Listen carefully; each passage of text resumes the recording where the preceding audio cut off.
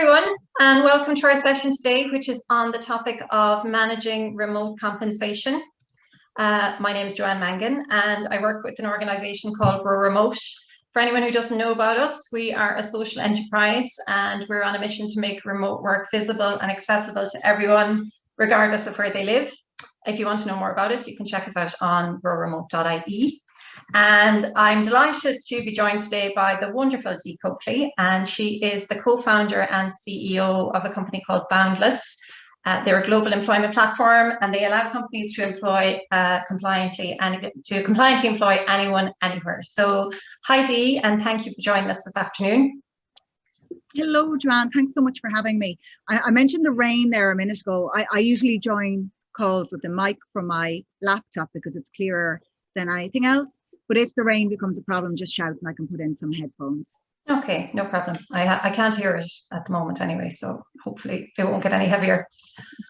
So for everyone on the call, we're doing this in an Ask Me Anything format, which means it's very informal. You can ask a question anytime. You can write it in the chat, or you can raise your hand, or you can just jump in if you want to. So yeah, don't be shy. Please do feel free to ask anything that you want. That's why we're here, and Dee is happy to take as many questions as we can fit in the hour. So I might get the ball rolling. I have a couple of questions of my own just to kind of set the scene, and then others can jump in as they like. Is that okay? Absolutely. Yeah, and feel free if people are, sometimes it can be hard to get in on a conversation. I really don't mind being interrupted or someone just popping in. So yeah, group discussion is always great for these formats. So feel free to pipe in at any time. Yeah, absolutely. We're very informal around here. So great. I think I just want to get started just by talking about the change that we've all witnessed in the last year, Dee, and how dramatically things have shifted towards remote work. And a lot of companies now are moving into making remote and hybrid a permanent option for their staff. And a question that we get a lot, and I know you get a lot as well, is how to manage the compensation and benefit side. So I just wanted to hear from you what you thought about, like, why you think this is so important, and what should companies be thinking about now as they're planning for their post-pandemic strategy?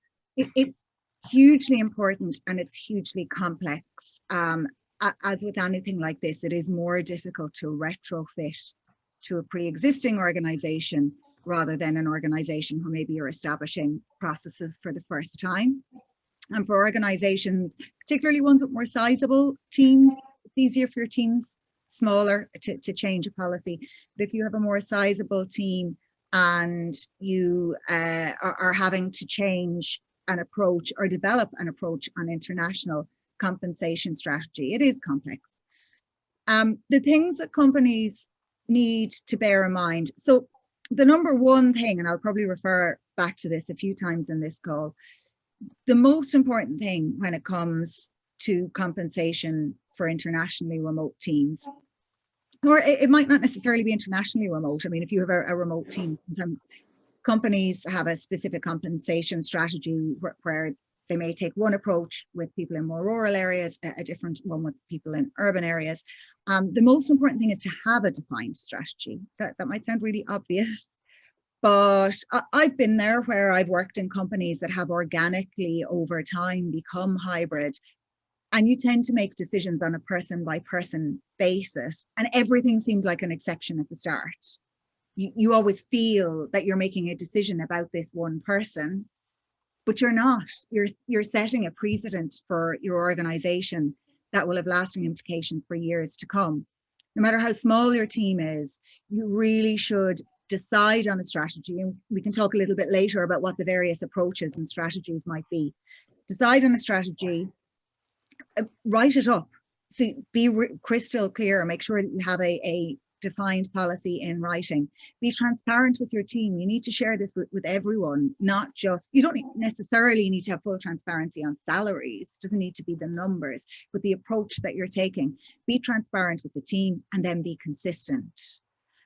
I ran a roundtable a couple of months ago, not very long ago, with heads of people ops from some really, really great, high profile remote first organizations. I won't say who the companies are because we always operate a Chatham House rule, but these organizations, a lot of the heads of people ops are very experienced. Some of them have held that role at 2 or 3 high profile Silicon Valley companies.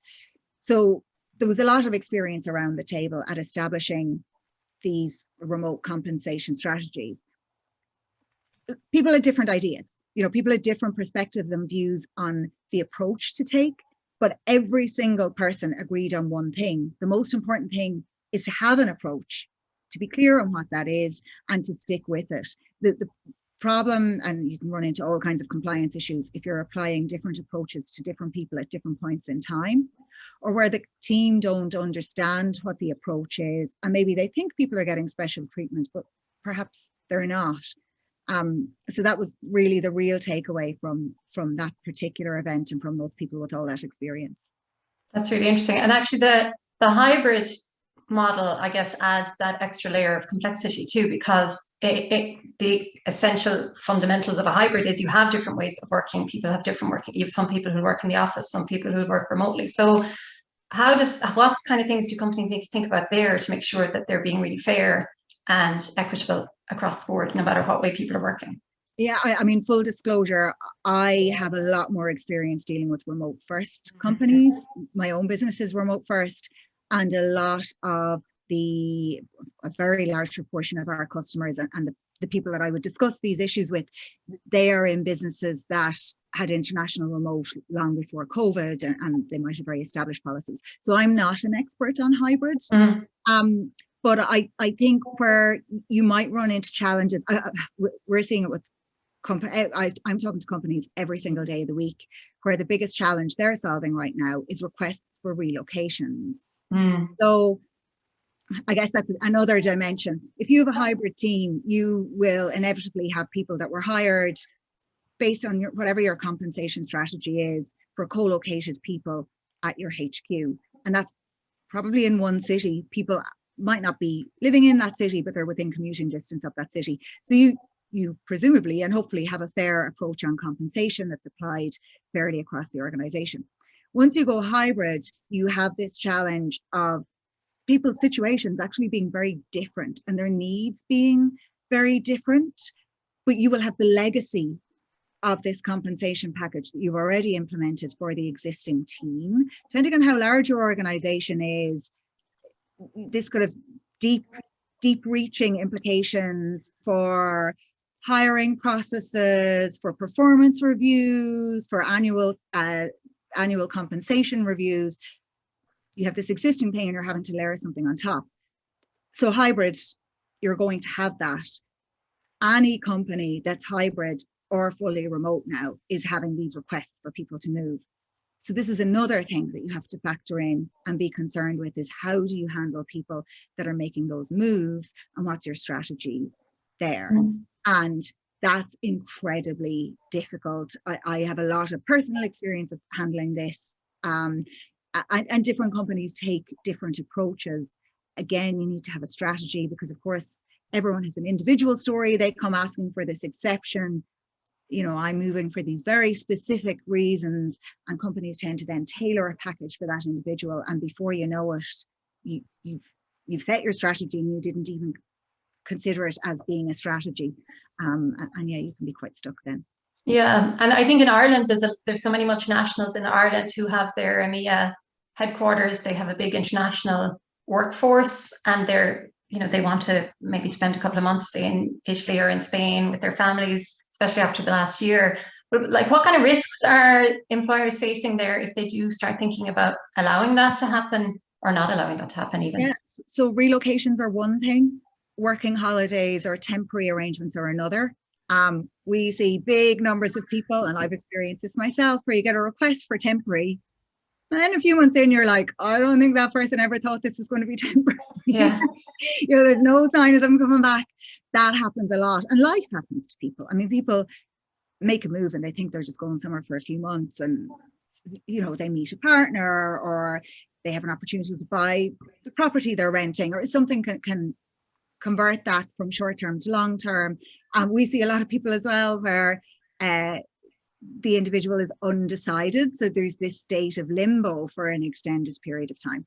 So they're all slightly different scenarios. What companies need to be aware of is two things. As soon as someone is in a different jurisdiction, they are entitled to the employment rights of that jurisdiction. Now, if an individual doesn't have a working visa for that country, it's very likely they're going to actually take action based on the laws of that country, and they'd probably struggle to be afforded the protections of the laws of that country if they're not working there legally. But once someone is in a country for a period of time and it is legal for them to work from there, it is irrelevant what you have written on their employment agreement. So if I'm an Irish company, I have an employee wherever it is that they're from in the world, but they live in Ireland right now. I sign them up to an employment agreement, and that employment agreement states it's with our Irish HQ. So it's an Irish company that's the employer. I write on the contract that it is under the jurisdiction of the Irish courts. I make sure that it's compliant with Irish law, but this person relocates to France. And then whatever period of time in, they decide that they should be entitled to the right to disconnect. France has a right to disconnect. Of course, there's talk of bringing it in Ireland, but we don't have it just yet. And they say that I, as their employer, should not be contacting them at the weekends and in the evenings. I can't simply point to the contract, because of course the laws of any country apply once an individual is in a country. That person is entitled to the French rights. And I'm obliged, I can't feign ignorance, I'm obliged as an employer to be on top of what the employment rights are in that country. So one that you probably don't need to worry about if it really is a working holiday, but as that holiday gets longer and longer, you certainly need to worry about it. With tax, it's country specific, really broad brush stroke, but you have to check what the requirements are for the country that the individual is in. And it can also depend on the country that the individual is coming from. But broad brush strokes, if an individual is more than 183 days in any rolling 12-month period, it's usually 183 nights, or certainly if they're more than 183 nights in a calendar year in a country, even if they're coming and going, if they cumulatively have that 183 nights, they will have tax obligations in that country, and you as their employer will have tax obligations. Often people will fall into the trap of just thinking that that is the rule in every country. It's not. It does vary. There are certain countries, depending on where the individual is from originally, they may have some tax reporting obligations. American citizens all file personal tax returns in the US, even when they're living abroad. So the things you need to consider is your HQ country and what it says on the contract, and where it is that you're processing their payroll from. You need to consider the country that the individual is in at any point in time, so where it is that they're actually spending time, and I say living, but it's where they're sleeping. So someone could claim, I don't live somewhere, but if they've stayed in a hotel, they could have been popping around different hotels, coming and going. But if they have done a cumulative period of time there, and someone asked in the question, yeah, it's 183, but that's what many countries will say, but you do need to check the specific country. Then yeah, you are going to have to, quite often what will be the case is that you would need to register as an employer in that country and process payroll through that country, pay tax in that country, pay employer and employee taxes. Now these are the problems that we solve at Boundless. So there are options now for using a third party to handle that stuff for you. But if you're not using a third party, you would have to handle it yourself. And it's really onerous. I founded Boundless because I did this myself for 8 countries at the last company I was with, and it was a complete nightmare. It doesn't make any sense that I did that myself. I wouldn't advise it to anyone. Unless you're a very large organization with a finance team and a legal team and a HR team, it's impractical to handle this stuff yourself for more than a couple of countries. Yeah, it sounds like really complicated, and the implications of doing it wrong can be can be quite tough for a company as well, right? I just want to remind everyone, you can ask a question at any time. Dee and I can shoot the breeze here for as long as we like. I think we'll never run out of things to talk about, but do feel free to ask. You don't need to raise your hand. You can write in the chat or interrupt us at any time. So if I look at remote compensation and how companies do it, Dee, can you outline, there's different approaches, right, that companies can take when they're managing remote compensation for distributed teams. So can you outline some of those approaches that companies take? What are the most common ones? It's a really, really interesting area. And there was a lot of talk probably around last summer or early autumn last year about this on Twitter, and lots of people were blogging about it because so many companies were suddenly having to deal with this. It's an area I find really, really interesting. I would describe it as you have to define what your philosophical perspective is, and it really is about your philosophy. And when I say yours, in a company that's up to a few hundred people, it's probably going to be the founders that make this decision and it filters down. At a larger organization, it's probably going to be some kind of compensation committee or the board. And it does come down to philosophy. And and we'll talk in a minute about what's fair. That's a really tricky question. But the different approaches that a company might take, and I talk to companies every day of the week that are taking each of these, and they are all very, very able to defend their position and explain why it is that they're taking that approach. And every one of these approaches is potentially right. And maybe all of them, apart from one, is potentially wrong for you or for your organization. But one approach is to local market rate. And this would have been done a lot historically. And when I say historically, I mean until the last 2 years or so. People are a lot more mobile now, so it's becoming more difficult for companies to stand by this sometimes. So local market rating is where I'm hiring in Dublin and I'm hiring a HR manager. So I advertise the role at or hire for the role at the current market rate for a HR manager in Dublin. But then I also need a HR manager in Paris for my people I have there. So I do some research and I hire at the market rate in Paris. And so on and so on. And there are companies that take this approach who are not specifically, there's the old kind of cliche would have been companies that would have been hiring in really low cost markets, like outsourcing a lot to India or like call centers being in Eastern Europe, where the cost of living is lower, so the cost of labor was lower. And relatively speaking, if you were running a company in Silicon Valley or in London, what you would need to pay someone with the same skills in a city in India, they could have a good quality of life and you could pay them significantly less than your person in London. But that's, that was the kind of the cliche. There are plenty of companies now that really care about their employees and are paying really, really good salaries. And they will often look to be amongst, say, the top 5th percentile of companies in terms of pay rates in that country or city, but they choose to local market rate. And that approach also could be taken if you were, say, just hiring in Ireland and you had a Dublin rate and elsewhere. In London or in the UK, in London, civil service jobs will get a London weighting because it's just a more expensive place to live. So that's a slightly different approach. I'll explain that one next. So first is local market rating. The next one is applying some kind of formula. So some kind of weighting based on cost of living somewhere. And there are lots of different ways you could potentially calculate cost of living. There are loads of tools online. You will find lots of companies publish their formulae for international compensation plans. So you can Google and find that information. So some companies will apply a formula, and if you were living in San Francisco or London, there will be a multiplier. That means you get paid quite a bit more in those places than you might if you were living in Cork or Westport. So that's another approach. Then another one, this is what we do at Boundless. We pay the same regardless of where people are.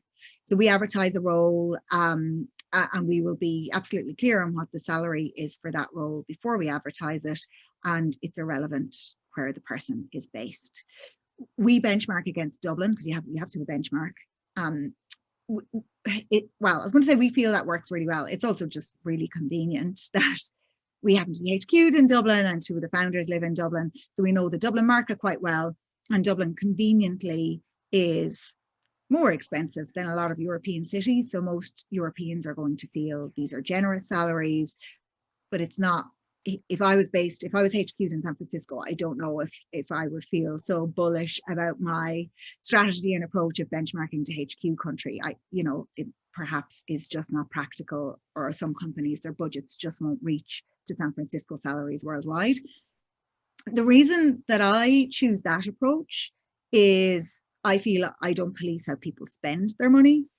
So, for example, if I was hiring in Dublin, I don't pay less to the person that lives on the north side than the person that lives on the south side. I don't pay more to the person that chooses to own a car rather than ride a bike. My attitude is that it's about the value that the individual brings to the company, and I know what the company can afford for this role, and then it's up to them where they live. Now, the flaw in that logic, and it's all, they're all flawed approaches, whatever way you look at them. The flaw is when you consider fairness. If fairness is something that's very important to your company, it was important to us. Some companies are very cost focused. We were focused on doing what we thought was right. But, it has since been pointed out to me, well, it costs the company. I might hire a HR manager in Paris, to use that example again, and one in Denmark, and I'm paying them the same salary, but my employer statutory payments in Denmark are 1.24%. They're virtually nothing, cost me hardly anything extra. In France, it's a little over 30%. Portugal, it's going to be 29%. So as a company, I am actually paying far more for the person in Portugal or France. And then when you consider employee taxes, the person, say, in Ireland is probably going to take home a lot less than someone in other countries.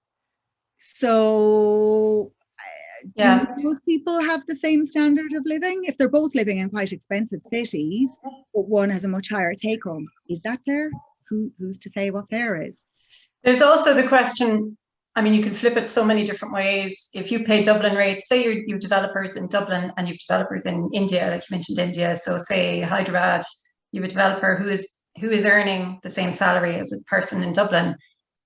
That may seem fair when you take it from the lower income country, but if you look at the person in Dublin, their cost of living is so much higher. So is it really equal? When it's not really equal pay for equal work, because there's so many variables that can make it less equal or more equal, better or worse off. Yeah, that person in Hyderabad is potentially living in a palatial home. They could be driving a really expensive car and living a lifestyle that's just not accessible for that person in Dublin. Yeah, absolutely. It's I guess you could drive yourself crazy going into the variables. I'm just looking at a question here from Chris. So Chris has asked, from an employee perspective, using a remote employer service like Boundless, who is the actual employer? What happens to years of service, etc.? That's a good question, Chris. Thank you. Yeah, so the legislation is slightly different in different countries, as you'd probably expect. So employer of record is a recognized model in some territories. It's actually a regulated space in some, in which case we have to have a license, and the structure of the legal arrangement is all super clear. There are some territories where it's just not mentioned in legislation. There's nothing in legislation that prohibits it or restricts it, but it's you have to interpret laws around outsourcing of employment and so on. And then there are some territories where it's problematic. Like we haven't launched in Spain yet because employer of record is expressly prohibited in Spain. There are some companies that choose to operate there anyhow. We're very focused on robust compliance. That would be non-compliant, so we're not doing that. We're working to see if there's some alternative model we can use. But our standard operating model in the territories where there isn't any friction with that is a tripartite co-employment arrangement. Boundless is named as the organisation with responsibility for compliance, for processing payroll, and for making payments to the individual, the tax authorities, and any benefits providers.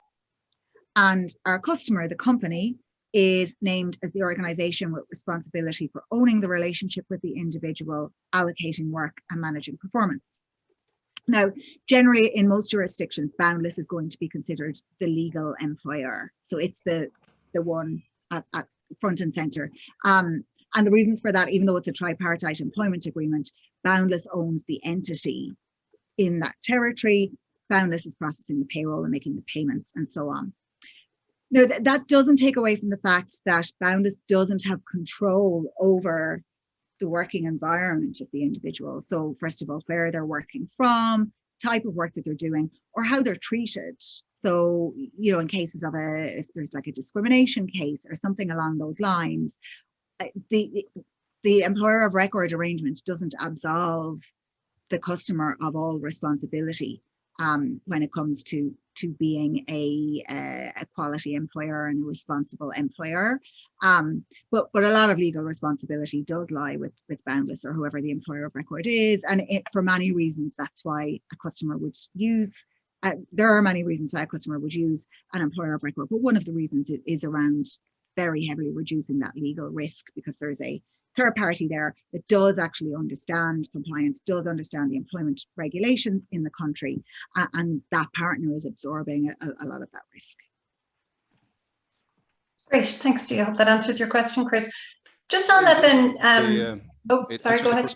Yeah, sorry, it answers the first bit, but just so how you do, say, years of service.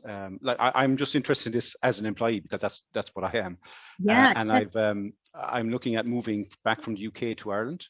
And I'm trying to convince my company to use some sort of remote service. I've been 9 years working remotely in different countries, but the current company I'm with don't want to have a presence in Ireland. So I'm just looking for, purely for myself, I'm just looking for options that I can offer to them. Yeah, that's absolutely fine, Chris, and I'd be more than happy to talk with them or help in any way that I can. And any question that's relevant for you is probably relevant for lots of other people on the call as well. In terms of length of service, most companies, we don't enforce this because we're not in a position to, but most companies, if they have an established relationship with a worker, a large proportion of the individuals employed through Boundless would be people that had previously worked with the organization, either as an employee in a country where the organization has an entity, or they may have been a contractor for a number of years and they've been converted to an employee. In many cases, for obvious reasons, that the worker or employee is going to want their years of service recognized. In my experience, the vast majority of companies also want to recognize that. They want to retain this person. They're very happy to have those years of service acknowledged. So on our employment agreements, there's always an option for years of service to be named. Boundless accepts no liability for any compliance issues that predated the contract with Boundless. But the acknowledgement of the years of service in the contract means that if there ever was a termination or a redundancy or something along those lines, your years of service will be recognized. And when it comes to things like, say, paid time off, if there's an accrual for years of service, you know, that you would be entitled to that as well. Does that make sense, Chris?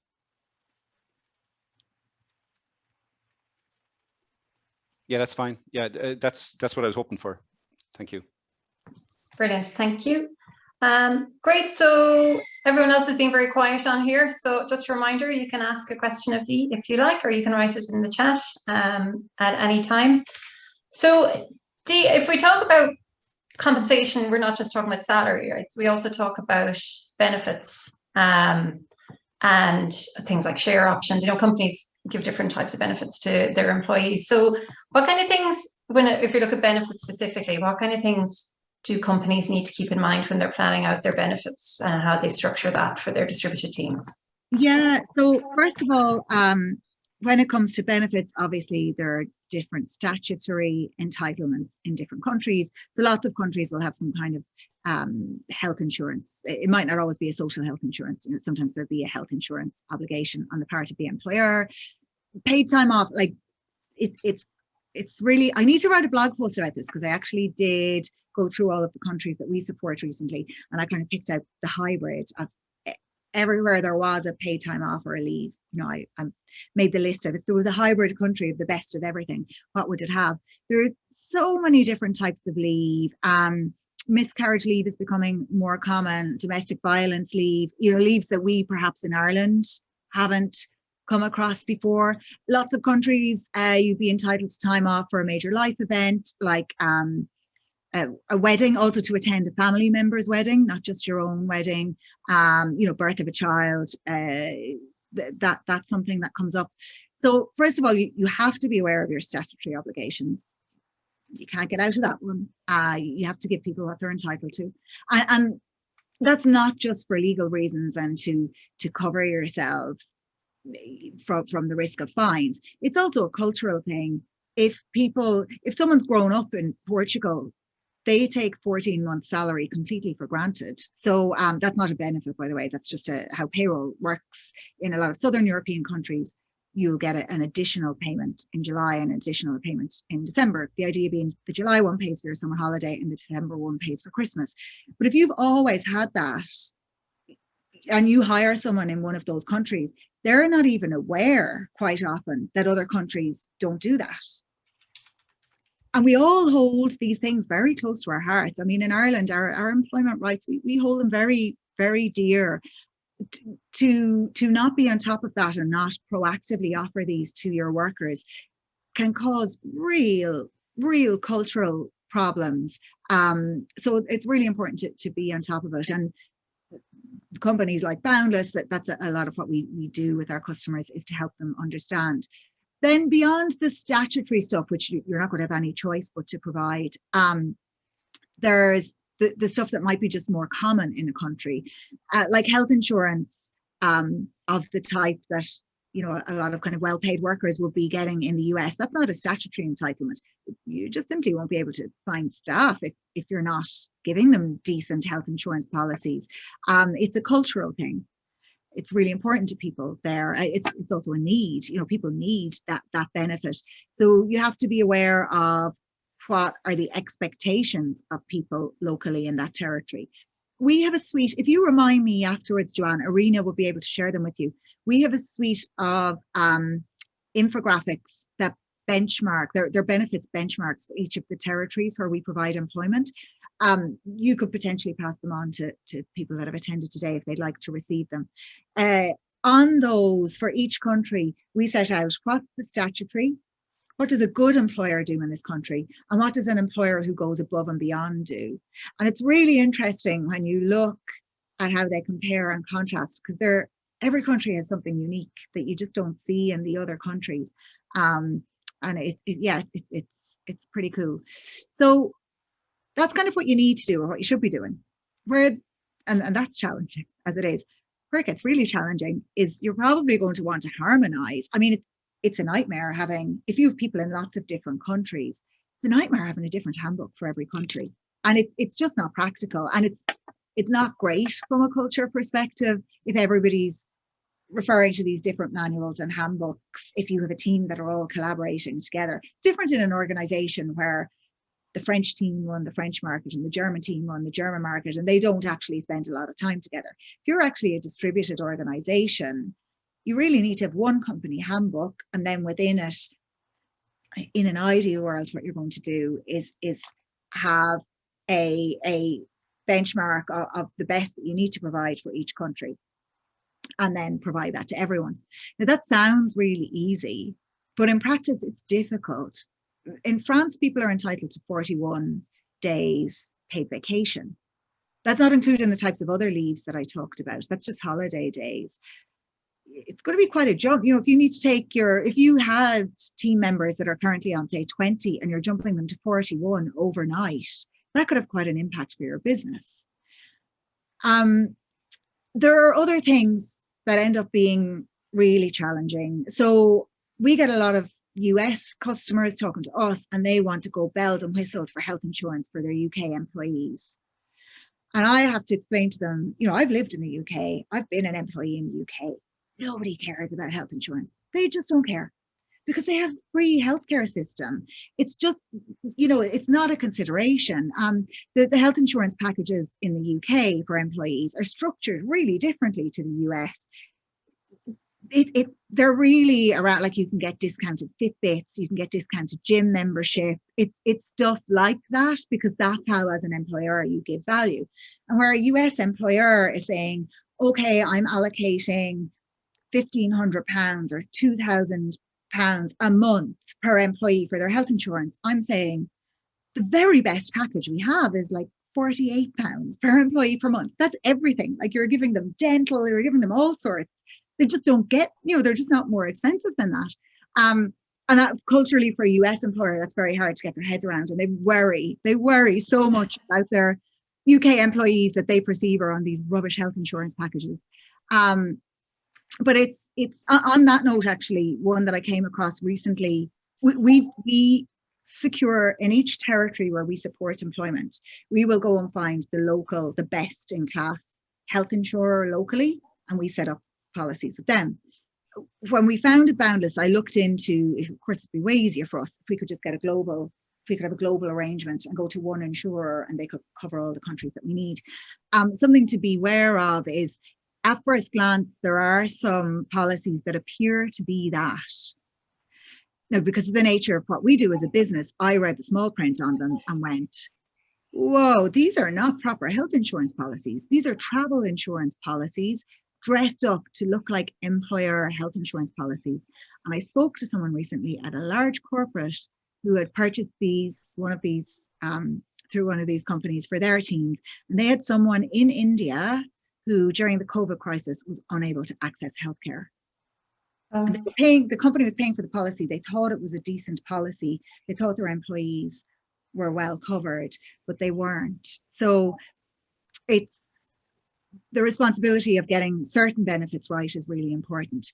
The other thing then is perks, wanting to provide perks. It's easier to harmonize them and to provide the same thing for everyone. What you'll need to bear in mind is that benefits are taxed differently in different countries. Like meal vouchers and meals, really common in loads of countries, and employees will expect to get a stipend for meals and that won't be taxed. But in some countries that would be a taxable employee perk, considered employee entertainment. So it's really complex. When I talk to really experienced heads of people ops who've been doing this stuff for years, there's no blueprint. It's not, some companies publish how they do this stuff. It's not like there's one and if you just copy it, you're going to have the perfect system. There's perfection doesn't exist. All you can do is try and do it as well as you can and continuously be tweaking and trying to improve year on year or quarter on quarter. Yeah, great, thank you. We have a couple of questions here in the chat, so I just want to get to those. So Renata has said, remote working companies are usually very well engaged with their employees. They usually listen to their voice. Do you find companies that you work with, or in your experience, they seek input from employees in terms of the compensation approach and benefits too? It's a really good question. We actually recently ran an anonymous survey with our team around benefits to find out what really mattered to people. There were some surprises in there. We're currently going through reviewing our policy based on what we heard from the team. That it's a little bit like the health insurance thing. I mean, the thing with benefits, it's not just about where people live, but the country they live in and whether they're urban or rural. People might want very different things, but also stage of life. So paternity leave is really important to a certain set of workers and completely irrelevant for others. I spoke to a woman recently and her company pays for her dog food. She said her kids are grown up, so she doesn't benefit from any of the perks related to kids. So they pay for her dog food. That's brilliant. Yeah. So you know what? And this, like, I'm not making it any easier saying this. We've been talking about harmonizing internationally across countries. I mean, also, having a homogenous approach when it comes to people who are all different ages, different life situations. Maybe there's something to consider there. And I know that some companies do have systems and schemes where say you get a budget for your perks, and then you can pick which perks you want to buy. It tends to be larger companies that do that. I do think, and I don't have one in particular I can recommend, but I think there have been launches in this space. I know Ben, I think the website's thanksben.com. I think they're UK based, but I think they only support UK employees. They offer a solution that you can use where you can enable employees to manage their own benefits. There are quite a few others out there as well. I think that's probably where benefits are going to go. Like, I think that's going to become a lot more common over the next few years. What I've done a lot in the past, and this would have been with companies of kind of anything between 25 to 50 people, is we would have offered stipends for certain things. And at Boundless, we often suggest to customers that they do this as well. So I'm currently talking with a company. It's a very large pharma company, large publicly traded business. They have an individual that they're looking to employ through Boundless. The company has a really comprehensive benefits package, every insurance and protection you could imagine, and all kinds of things that they make available to staff in the UK. But in the country where they're employing this person, we wouldn't have all of those benefits ready to go. So they're prepared to give a cash equivalent and give a stipend. And then that will be taxed, but it's a really easy way. Like, you can, overnight, you can just set that up. So I have in the past, in a company where we have people in many different countries and we just weren't in a position to set up health insurance in each country, we just said, if you have a health insurance policy, we'll pay you an extra 100 quid a month. And the person just had to show us any document from the health insurer. We didn't care what the policy was or how much the policy was for.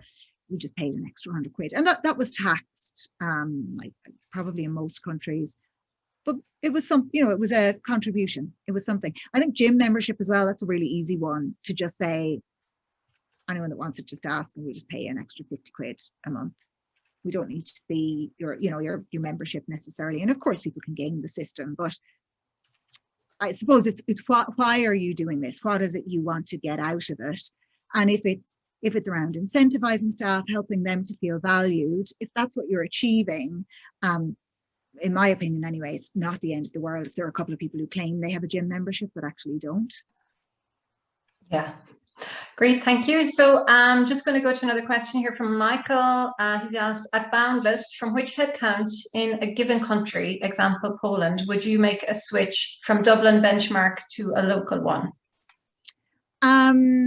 That's a good question. Now, I think it's very company specific. Because, at one company, 50 people might be a lot of people, and another company, 5 people might be a lot of people. You could have a sense that you have a hub in a country once you have 5 people there. But if you employ 40,000 people and you're 5 people in one country, that's probably not something you consider very significant. It might also be dependent on the structure of that team. I talked to someone recently, and their approach on compensation, which I thought was really interesting. She felt that, say our approach of, I describe it as equal pay for equal work, which makes it all sound very egalitarian and fair, but then of course there are problems with the system. She said she doesn't do that because of these issues with it not really being equal.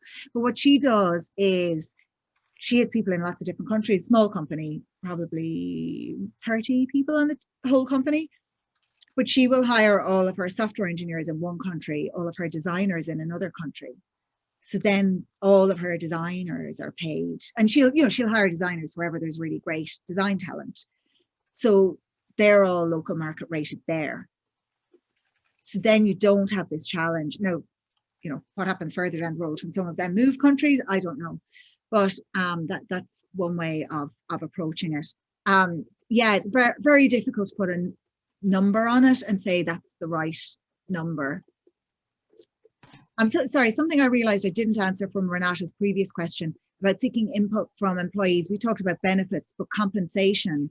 It's not something that I have done before, but I once a company reaches a certain size, you need to have a compensation committee. Actually, I did have one once at a company.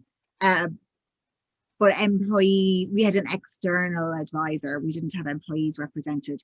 But once a team or a companies at a certain size, you would probably want to have an or a few employee representatives on your compensation team.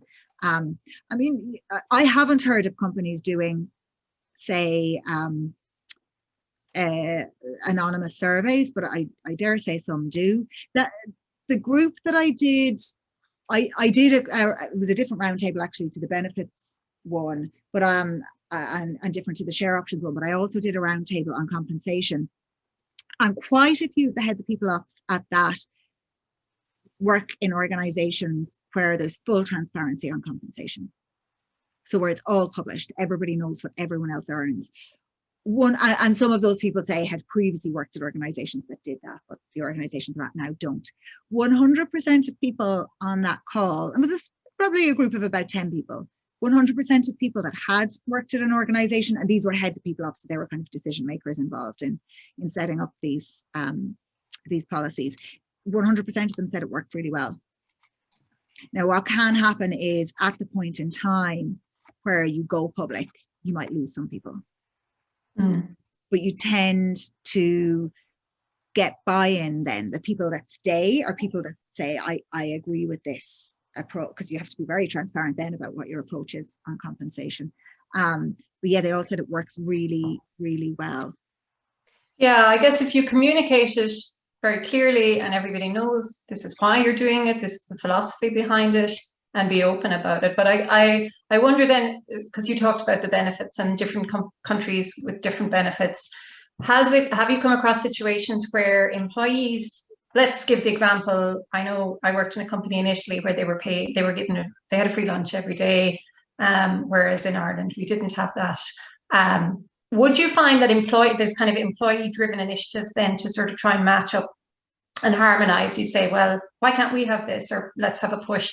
And would that come as a result of companies being very open about the specific differences? Or do you think companies should just share kind of the model, but not really get into the specifics because of that, because it can generate that kind of discussion?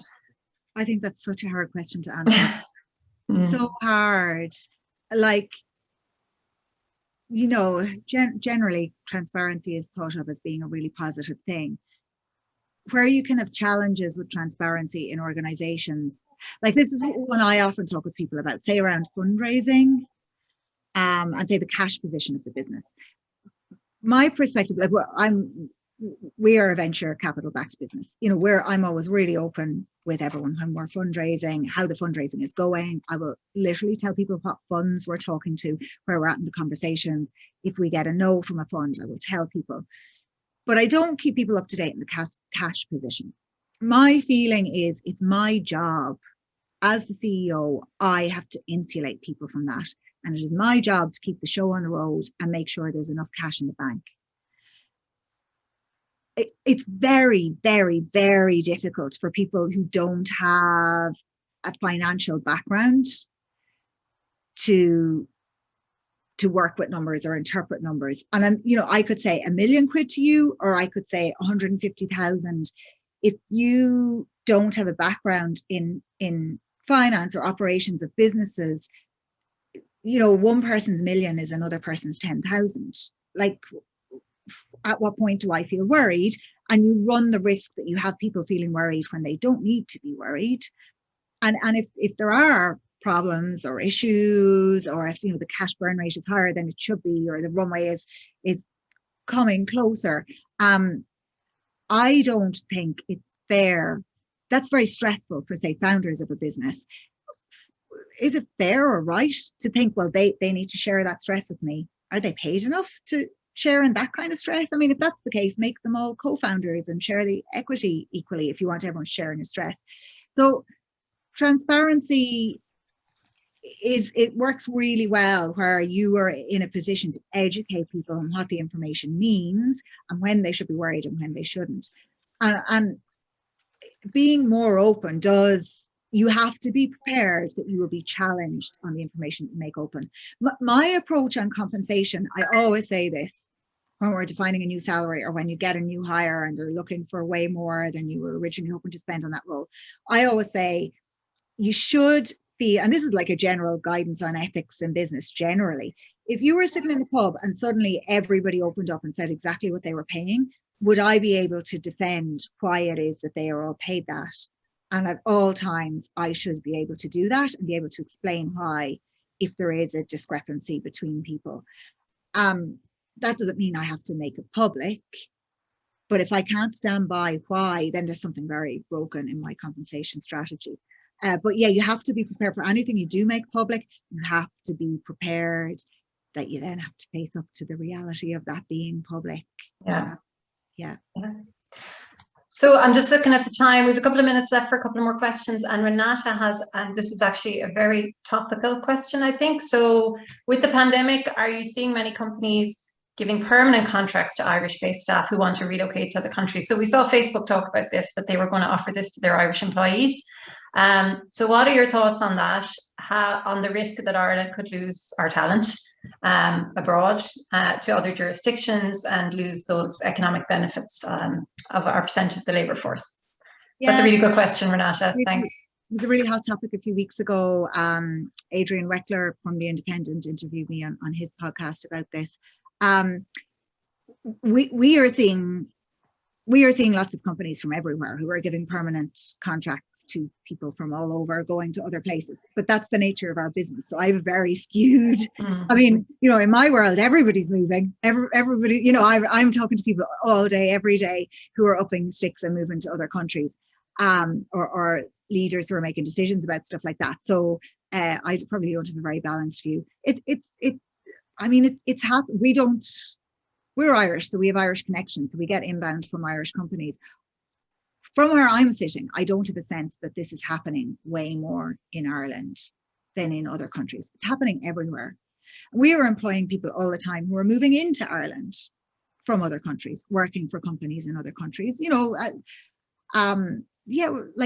we've employed US tech company founders who just last year, you know, the US became a very difficult place to live, and they wanted a different place to bring up their daughter. You know, we someone from Bulgaria recently whose partner got a really well-paid software engineering job here, so she moved, and her Bulgarian company is keeping her on.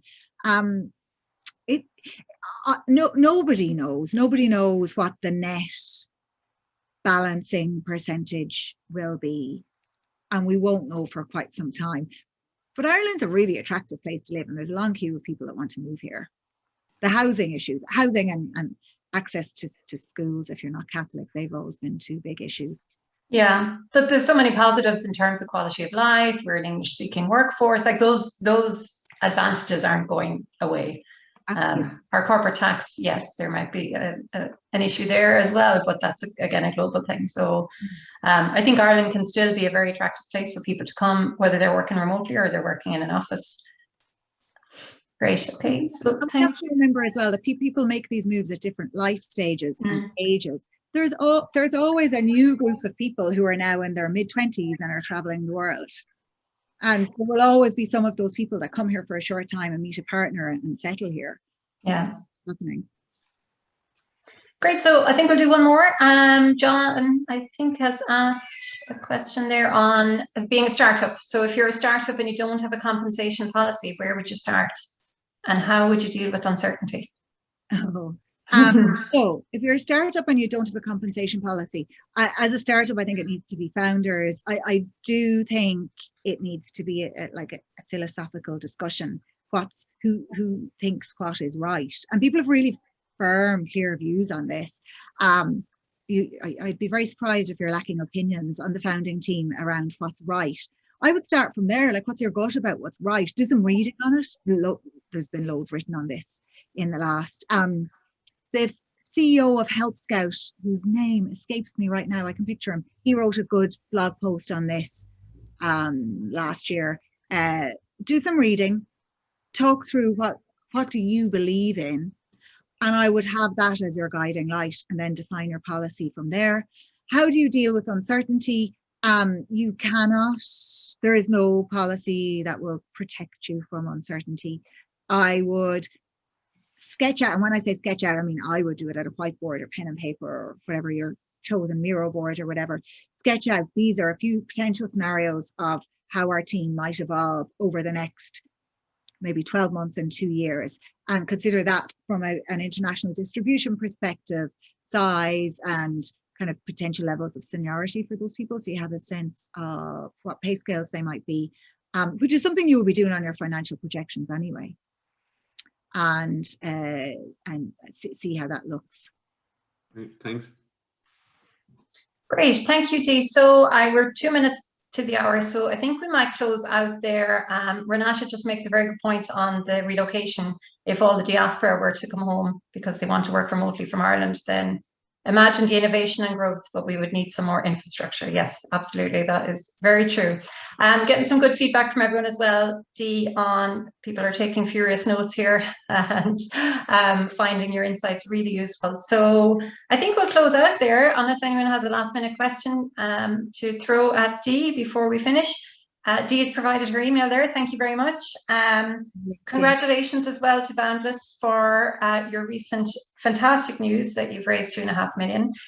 So the future looks fantastic for your company, and I can see why. So big congratulations there. As always, we're really delighted to have you on here. You're a great supporter of Grow Remote as well. So thanks very much for giving up your time. And thank you everyone for joining and for your questions. We'll see you all again soon, hopefully. Thanks so much. Thanks, everyone. Thanks a million, Joanne. Thanks, Dee. Thank Bye, you. everybody.